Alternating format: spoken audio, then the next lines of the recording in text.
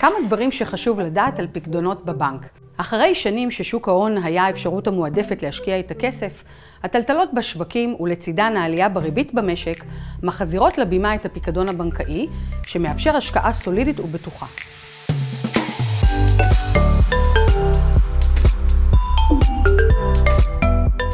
אז מה אנחנו צריכות לדעת על פיקדון? הריבית בפיקדון מובטחת על ידי הבנק ומאפשרת שמירה על הכסף. בניגוד לתנודתיות ולסיכון בהשקעה בשוק ההון, בו ייתכנו תשואות שליליות ואפילו הפסד של הקרן. התשואה המובטחת של הפיקדון היא הריבית שהוא נושא, ואתן יכולות לבחור בפיקדון במסלול עם ריבית קבועה או משתנה, כאשר בפיקדון בריבית משתנה שצמודה לפריים, ככל שהריבית במשק עולה, הריבית שתתקבל על הפיקדון תהיה גבוהה יותר. פיקדון מאפשר לחסוך כסף לתקופות משתנות, ובהתאם למטרות שהצבתן לעצמכן.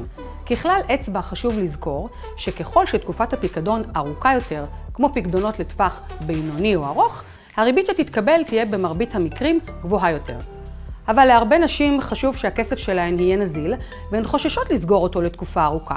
לכן חשוב לדעת שקיימת אפשרות לבחור בפיקדונות נזילים, או בכאלה שיש בהם תחנות יציאה ידועות מראש. בתחנות היציאה ניתן למשוך את כל הסכום הנצבר בפיקדון או חלקו, בהתאם לצרכים שלך ובהתאם לתנאים שנקבעו מראש בפיקדון.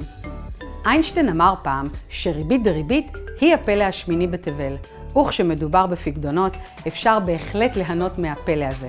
סכומי הכסף שמופקדים בפיקדונות לאורך זמן גדלים לאורך השנים ונהנים מאפקט ריבית דריבית.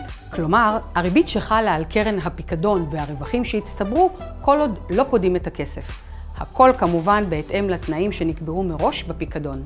ועוד דבר, כשמדובר בפיקדונות, את לא כבולה רק לבנק בו את מנהלת את העובר ושב.